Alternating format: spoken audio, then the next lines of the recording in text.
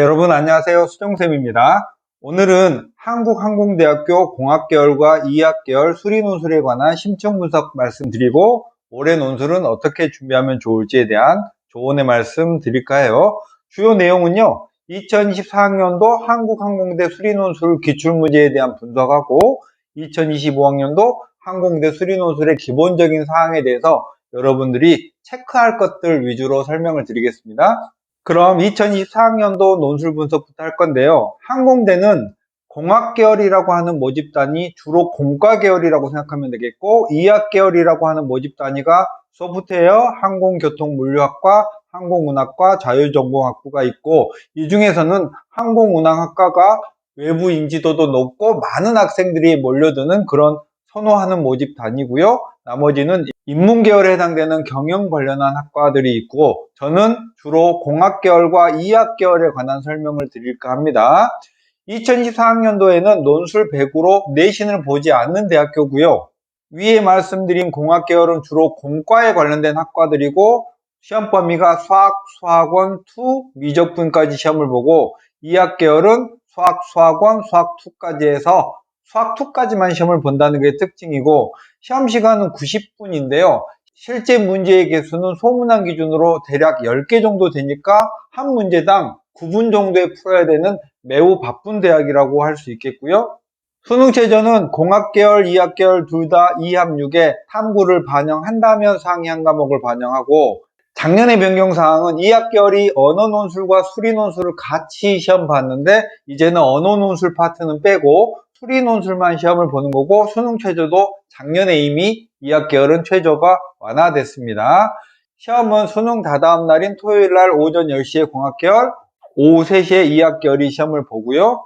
항공대 중에서 원탑으로 가장 인기가 좋은 항공운항과는 신체검사가 포함되어 있다는 사실 확인해 둡니다. 그럼 2024학년도의 수리논술 기출분석은 공학계열은 미적분까지가 시험 범위이고 이학계열은 수학 2까지만 범위잖아요. 그래서 보면은 한국항공대는 내신을 보지 않고 논술로만 100% 뽑잖아요. 그래서 고1의 내용이 상당히 많이 포함되어 있습니다. 물론 광운대 같은 대학교도 고1 내용 자체를 물어보는 그런 학교이기도 하고, 한국항공대는 고1 과정을 꽤나 비중 있게 출제한다는 거고, 이학계열은 수학 1, 2에서 출제를 하니까 수학 1, 2의 모든 단원을 고르게 출제를 했고요. 수학적 기납법 같은 증명은 여러분이 수능 공부할 때는 평소에는 안 해보는 거거든요. 그래서 해볼 기회가 없고, 수능 준비만 열심히 하는 학생이라면 수학적 기납법 증명 문제가 나오면 손도 못 대겠죠? 그러니까 이런 부분은 논술 공부할 때 미리 충분하게 경험을 해둬야 되는 거고, 나머지의 이학계열의 내용들은요, 수능적인 개념과 수능과 유사한 문제들을 출제하기도 하면서 약간 논술의 영역으로 빠지는 그런 정도고, 난도를 굳이 물어본다면 수능 모의고사로 2등급 중후반 정도의 학생들이라면 완전히 생소한 문제는 거의 없다, 이 정도 느낌으로 생각하시면 되겠고, 공학계열은 수학원, 수학2, 미적분까지 출제하잖아요. 근데 공학계열은 옛날에는 정말 미적분 중심으로만 출제를 했어요. 근데 최근에는 수학2도 내고 수학원도 내고 또 간접적으로는 고1의 수학도 포함해서 정말 다양하게 내고요. 난도는 딱 느낌이 서울과기대 수준과 비슷하다. 그냥 논술을 경험하지 않은 학생도 어느 정도 한 60% 정도는 접근할 수 있고, 또 일부 문제는 논술을 공부해야만 풀어낼 수 있는 이런 문제도 포함이 됐다는 거예요.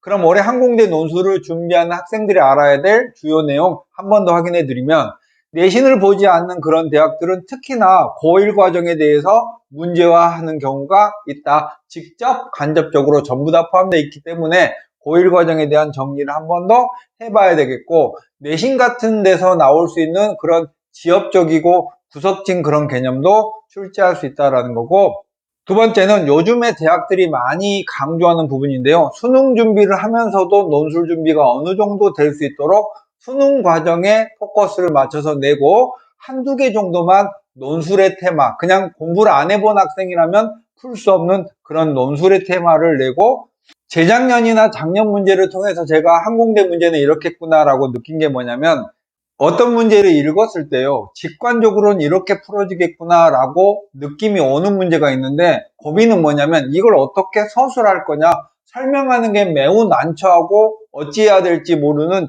이런 문제들이 공학계열에도 이학계열에도 한 문제씩 포함이 돼 있었다는 점을 여러분이 알아두셔야 될 것 같고, 공학계열은요, 시험 범위가 미적분까지니까 이학계열하고 구별을 하기 위해서라도 미적분의 문제를 거의 한 30~40% 정도의 비중으로 출제를 하고, 접선이나 각, 그리고 적분의 활용 파트 이런 문제들을 수능과 비슷한 느낌으로, 수능과 다르다면요, 기호가 많고 문자가 조금 더 많은데 하는 일은 수능의 영역 안에 있는 이런 문제들을 출제하고 있고요.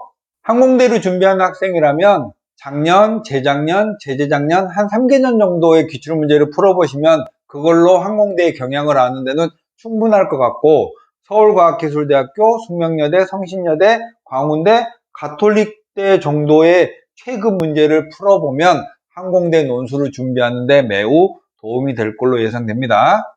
이게 작년까지 기출문제에 대한 분석이고, 올해 2025학년도 논술에 대한 요약을 해드리면, 첫 번째 변동사항은 공학계열의 수능체제에서요, 수학 반영 시에 미적 또는 기하, 탐구 반영 시에 과학을 응시했어야 하지만 2025학년도에는 수학 탐구에서 최저를 맞출 때 아무 과목이나 응시를 해도 되고요.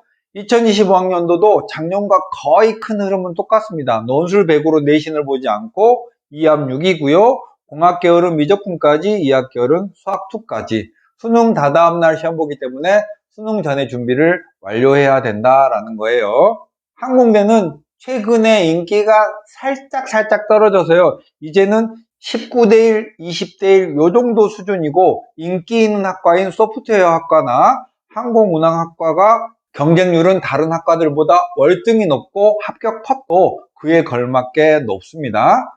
한국항공대는 수도권에 있으면서 굉장히 매력이 있는 대학이어서 우리 학생들의 선호도가 꽤 높고, 그 중에서도 항공운항과는 원탑이에요.